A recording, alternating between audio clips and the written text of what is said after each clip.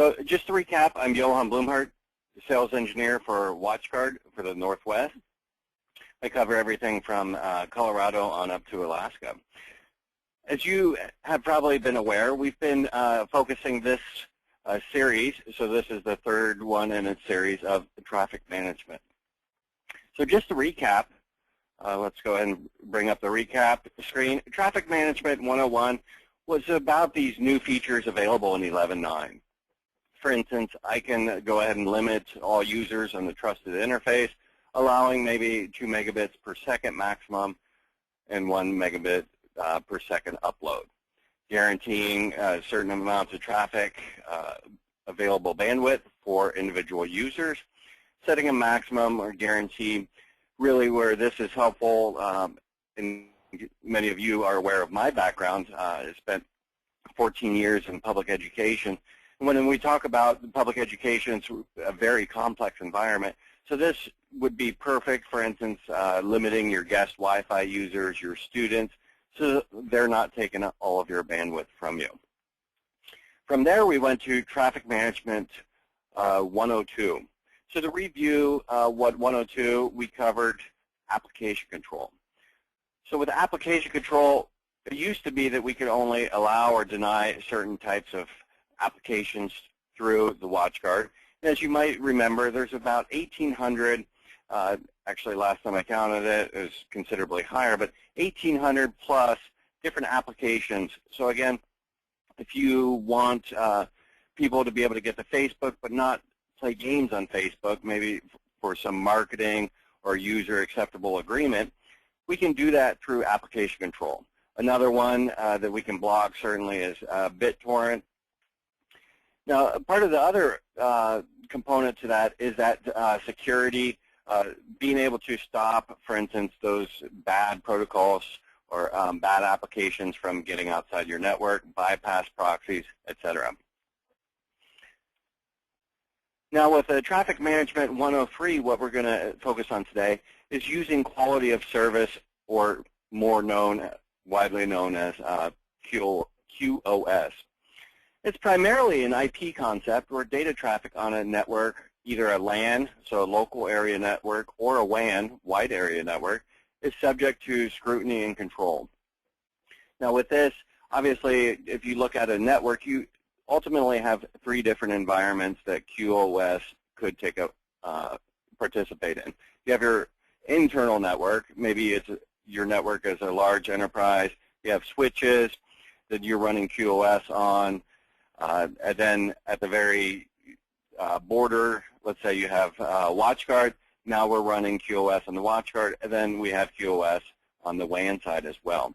The WAN side obviously just needs to ensure that your ISP is aware of those packet headers and knows how to handle those. So layer 3 IP packets can carry either IP precedence, known as IPP, value, or a differentiated services code point value, otherwise known as DSCP. So with WatchGuard, we're able to support IP precedence as well as DSCP. Now, quality of service supports either as a RFC compliance, either because DSCP values are backward compatible with IPP. So the advantage of a DSCP is that you have more layers to define. For each level in IPP, you can have 3 sub-levels. Now, for the sake of today's demonstration and discussion, we're going to focus solely on IPP because that's going to be sufficient for most networks out there. So as you may recall, the series these webinars, we start out with a slideshow, and then we go into more of a hands-on approach and talk about how that can impact your, how you can use that, in this case, quality of service to improve your networks. So why would you use or usage of QoS? So when you talk about your network, maybe you bandwidth necessary for a critical application or service is variable or unknown. Now, 2 of the biggest ones that I can think of right off the top of my head are VoIP and video services. Now, these are critical services that are extremely sensitive to jitter. So typically, someone might create a VLAN specifically for these types of traffic. However, you can actually take that in some of these smaller environments and simply apply QoS to those services that mix with the traditional data. On the WatchGuard side, we can assign QoS markings per interface or per policy. Now we'll go over why you would choose to do per interface or per policy. Now a tip on this, I actually came across this as I was working through things in my lab, because I went ahead and throttled down my WatchGuard so that it thought my network was considerably slower than what it was. And as I was monitoring through Service Watch, I recognized that it kept saying reconnecting, reconnecting, reconnecting. So my monitoring tools were having problems communicating with my firewall. Well, I went in and set up quality of service for that policy, and I'll show you how to do that. And all of a sudden, now we have uninterrupted access to that management interface. As I mentioned, today we'll focus on IPP QoS. As we look at the different priorities, there are a number of these tables that you see here readily available on the internet, but as a general rule of thumb, as we start to talk about QoS, everything is essentially going to be at a priority of 0. Now, the higher the priority you go, the more sensitive it is on your network, and the more the faster your devices are going to process those. So for instance, if it was a priority 7, it's going to process those packets over a priority 0. So again, just to clarify, everything is, once we set up quality of service within our networks, everything's running at a 0 unless we go ahead and increase that priority, and we'll show you how to do that today. So again, just to recap, we've gone through some of these steps with Traffic Management 101 and 102, but just to recap, because a lot of people aren't going to know how to properly use quality of service or traffic management, we just go ahead from WatchGuard and uncheck, or the default is that traffic management and quality of service features are not enabled by default. So to enable them, you just go to Setup, Global Settings. The Global Settings dialog box will appear. Select the Networking tab, and then just choose a check mark, Enable all traffic management and quality of service features that you see here. Click OK. Now that is a required step before you configure any traffic management or any quality of service features on WatchGuard. Now again, to use some of the newer services that we're talking about with application control, limiting it to maybe 2 megabits or 10% for Pandora, we want to make sure that the OS compatibility is 11.9 or higher. We can simply do that with Setup OS Compatibility 11.9. Now, just as a side note, I oftentimes hear from people that maybe they're still on E-Series or some of the legacy devices. Is there a way that we can go ahead and upgrade that configuration? Absolutely. If you send me an email, I will go ahead and send you step-by-step instructions on how to export those configuration policy and import that into a newer device. You can actually go back and forth between some of our devices very easily with WatchGuard. So as we look at the quality of service interface configuration, and why we would choose to set up quality of service on an interface rather than a policy. One of the reasons why we would choose to just globally assign the interfaces, if all traffic from that interface were to be assigned QoS marking. Now let's say you have a WatchGuard and you have port 4 that goes into maybe your VoIP system or goes into a switch, and your VoIP system's all has a separate network that's not VLAN, but a separate physical network, then we can simply assign QoS based on the interface. Maybe it's also that you have a guest Wi-Fi that is on, let's say, port 3. Well, then we can just go ahead and go to the network interface. We can select the marking type on there. So again, for today's demonstration, we're going to go ahead and choose marking type IP precedence. Now, under marking method, we have several different values. We can choose preserve, so we're not going to change the value.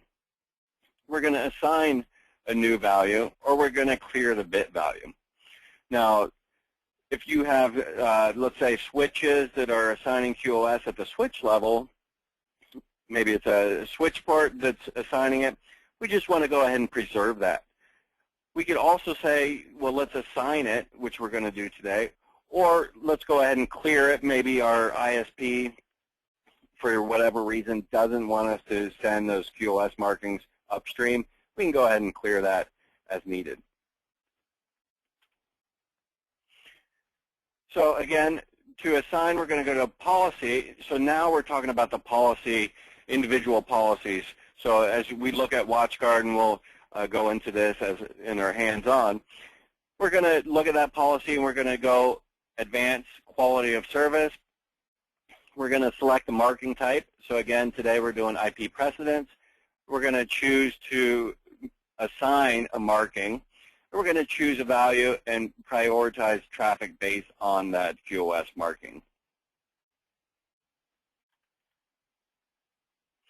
And then obviously the big component to see whether or not our actions are taking effect and how that affects traffic, we're going to look at the traffic, monitor that traffic through the Firebox System Manager and specifically through the Service Watch. So at this point, I'll go switch over to my live environment. So what I have running here is a VMware workstation that's going through a virtual XTM on here. We also have Dimension. So it's a nice way to have a test lab environment. Some of you, if you're resellers, you might want to look at or think about having an environment like this where I can change anything and I can see the impact of those changes. So just to recap, we went to Setup, Global Settings, Networking, Checkbox, or enable the check to enable all traffic management and quality of service features. That's the first step. Then we check the OS compatibility. So again, just to verify we are 11.9 or higher. So from there, we went into, I went ahead and slowed down my network considerably so that what I do has more extreme impact. So as you look at this, we have, I set a speed limit on interface 1 of 1,500 kilobits per second on here. And I'm going to go ahead and say IP precedence preserve, and I'm going to prioritize traffic based on that quality of service marking. So that's kind of the overhead view. Now, as I mentioned, I was doing some testing in here, and all of a sudden I saw this could not connect, trouble connecting between my Firebox System Manager, specifically with Service Watch, to my firewall. So I had trouble connecting, so I said, well, gosh, let's go ahead and, under this WatchGuard management rule, let's assign QoS markings for that, which I would encourage a lot of you, most of you to do in your networks. For whatever reason, let's say you had a network flood, the number one reason or thing that you need to be able to do is reach your switches as well as your firewall. So as we look at, for instance, the quality of service, as we can see here, we're going to override per interface setting. So regardless of what interface this is going in or out at, we're going to assign it, again, IP precedence, IPP, assign, and we're going to choose the highest level. Now, whether it's a 6 or a 7, that's kind of the industry standards between your network traffic. So again, with WatchGuard, I'm going to assign that as my highest level because regardless of any traffic that's going through my network, I need to be able to get to my WatchGuard and be able to manage it. And I'm going to say QoS marking. Now, custom value allows you to put your value here, but we're just going to select QoS marking. And that resolved all of my issues with reconnecting through these tests. So the other thing that I did, step 2, was this DNS proxy. As many of you are aware, DNS is a very critical component, protocol with network traffic. So one of the first things users are going to do, launch a browser, and let's say they try to get to Google, it needs to resolve that IP address. So again, extremely critical on what's going on in the network. Now, in terms of how that traffic relates to other traffic, typically is about a 2. And I can send you that table, which is also available in our help documents as well. So again, I'm going to assign this rather than just a 0, which would be normal traffic. I'm going to go ahead and elevate that slightly for DNS so that anyone can look up DNS requests. Now, in this case, we're going to use FTP as sort of the bad guy, the traffic hog on my network. So as I look at quality of service, I just have the basic, and again, if you recall, everything's going to basically be running at 0 value if I don't have any value assigned to that. So again, this is just running at 0, and then my proxies are going to be the traffic that I want to get through. So again, my HTTP and HTTPS, because we have, again, so many websites going to that HTTPS model. In fact, if you look at our newer models, I'm not sure if you read the release, but we have the M400 and M500 brand new on the market right now that the speeds are through the roof. They're using the Quick Assist Intel technology to be able to handle that decryption, encryption on the fly a lot better. So going back to the HTTP proxy, as we look at, for instance, QoS, overriding per interface settings, we see here we're, again, choosing IPP, assign it. Now, rather than just leave it at that 0 level, we're going to give it a higher priority.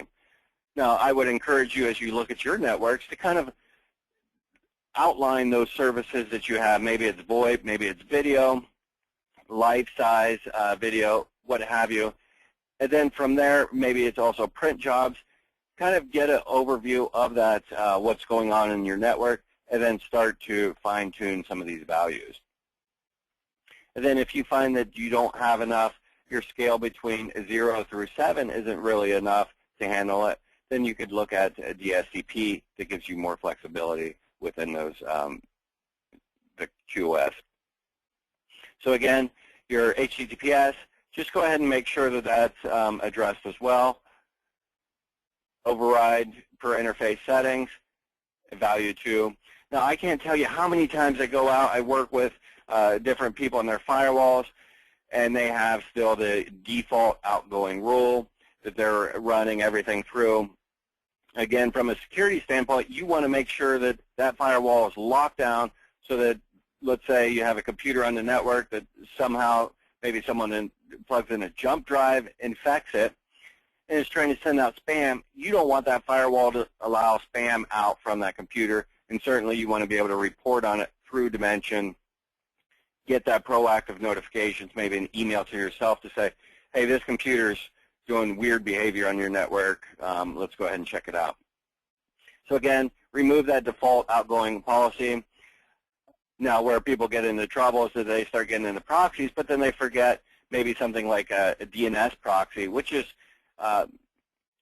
quite necessary, as I mentioned earlier, because without DNS, your users aren't going to be able to do any address resolution.